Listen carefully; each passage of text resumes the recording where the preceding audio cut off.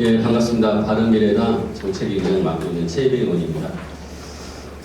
제가 작년 9월에 기업 구조조정 촉진법이 이제 연장이 되는 논의가 국회의 이제 정무위원회에서 있었습니다. 제가 원래 이제 정무위원회 소속이었는데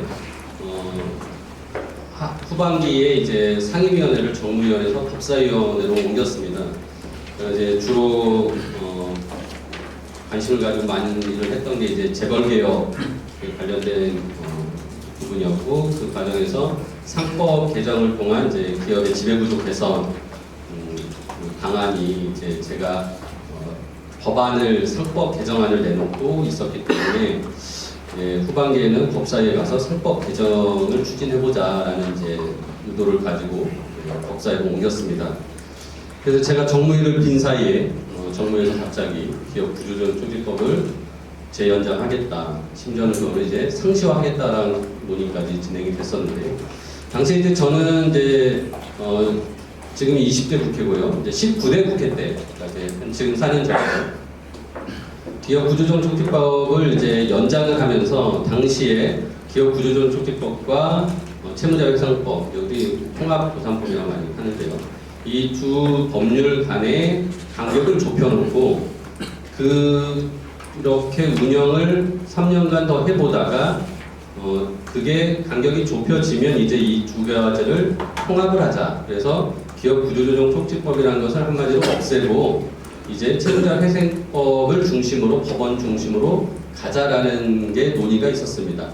이 19대 논의를 제가 다 그때 시민단체에 있으면서, 경제개혁연대라는 단체에 있으면서 그 논의 과정을 다 지켜봤고 또 관여를 했던 입장에서 그 법안 논의 과정을 알고 있기 때문에 이제 그거를 한번 평가해보자. 지금 그러니까 2018년 기준으로 기업 구조조정 촉진법이 과연 더 필요한지에 대해서 평가하고, 진짜 그게 필요하지 않다라면 이제 더 이상 연장하지 말고 통합 채무자회생법 중심의 구조조정을 가자라는 주장을 했었는데요. 아무튼 제가 이제 정무위에서 나오면서 정무위에서 뭐 그런 논의 과정이 전혀 없이 민주당에서 기존에는 기업 구조조정 촉진법의 연장을 반대하는 입장이 선회가 되면서 마치 이게 이제 경제 활성화법이다라고 바뀌고, 그러면서 기존에 당연히 이 연장을 주장을 했던 한국당에서는 그걸 받아가지고 일사천리로 법안이 정무위를 통과를 했습니다.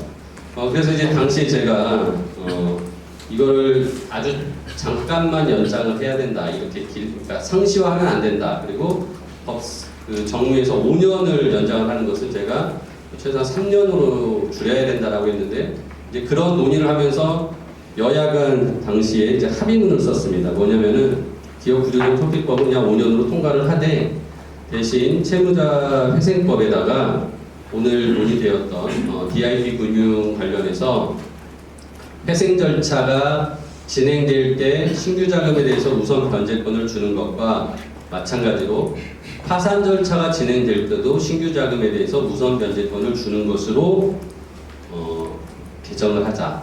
그렇게 하는 것을 3당 원내대표가 합의문을 써가지고 저한테 줬습니다. 그러니까 네가 법사위에서 기초법을 막지 말고 일단 그걸 통과시키고 또 네가 원하는 채무자회생법을 통과시키자.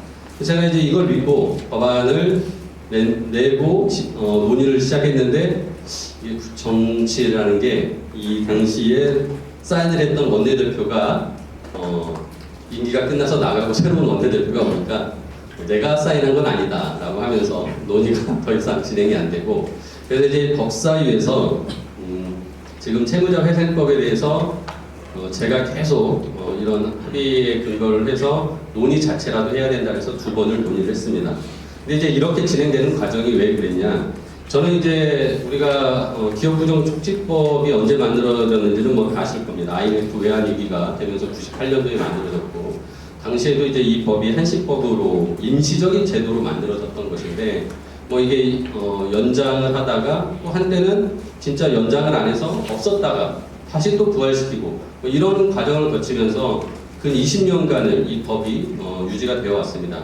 근데 아시다시피 기업 구조조정 촉진법이라는 것은 이제 은행 중심의 구조조정을 얘기하는 것이고, 어떻게 보면 은행이 자체적으로 선제적으로 기업을 평가하고 구조조정을 하기보다는 결국은 다 망가진 이후에 금융 당국에서 은행을 팔을 비틀어서 돈을 넣어라 아니면 채무 조정을 해줘라 라는 식으로 지금까지 관치 금융의 수단으로 온 건 저는 이제 굉장히 문제가 있었다. 그래서 이런 관치 금융에 의해서 기업 구조조정 시장이 형성이 되다 보니까 자본시장 중심에서 기업 구조조정이 일어나지 않고 당연히 그러니까 선제적인 구조조정도 일어나지 않는다라는 문제의식을 가지고 있었습니다. 당연히 은행은 저위험 저수익을 추구하는 기관입니다.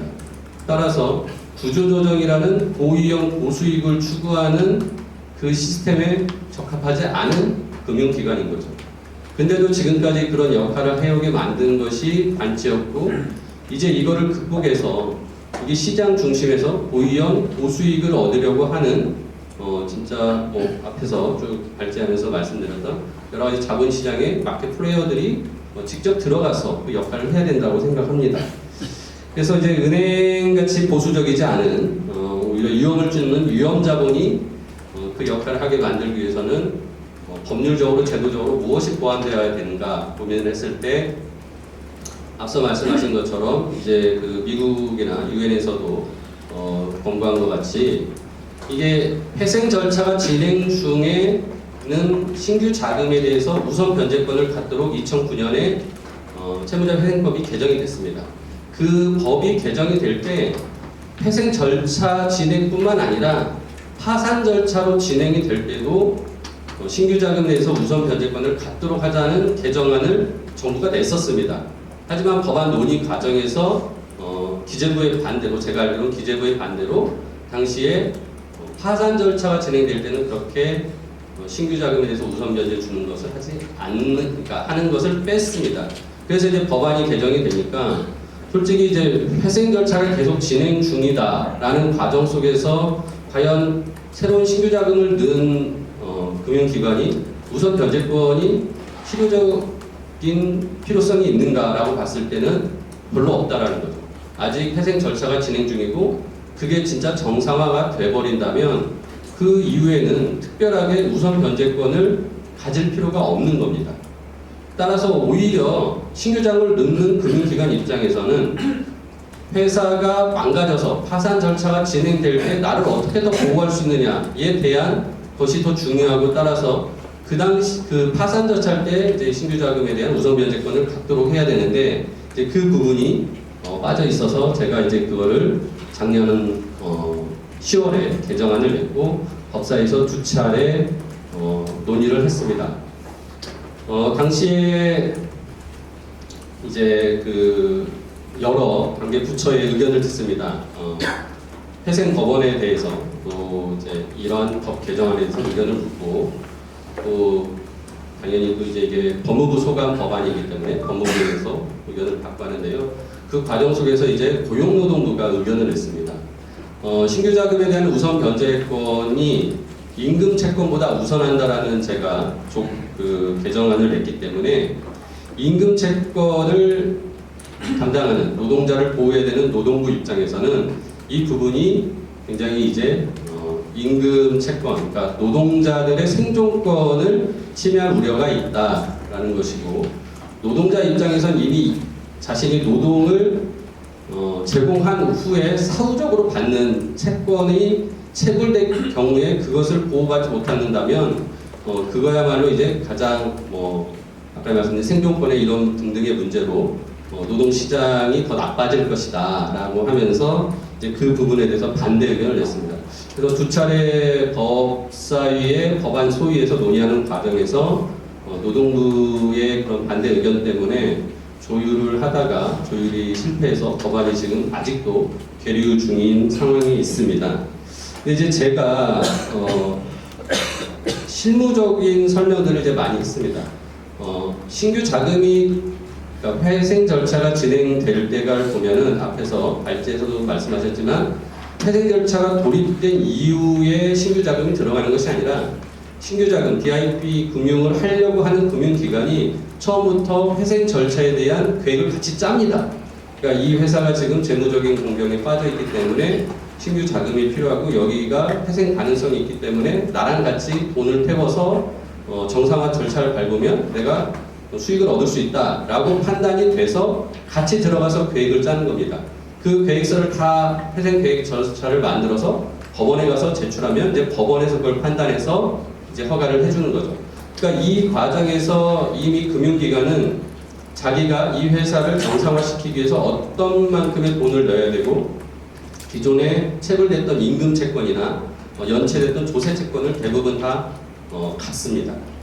그러니까 이 회생 절차를 들어가는 순간 기존에 미지급된 채권들은 없어졌다고 보고 그렇다면 회생 절차가 시작된 이후에 다시 발생하는 임금 체불이나 조세 채권의 미지급 조세 채권이 있다면 연체 채권이 있다면 결국 그것에 발생한 시점에 파산 절차로 돌입했을 때에 그때 그 채권들과 신규 자금에 대한 우선권을 어떻게 조율할 것이냐의 문제입니다. 그래서 제가 이제 여러 가지 실무적으로 계신 분들과 얘기를 해봤을 때 그 금액이 크지 않을 것이다.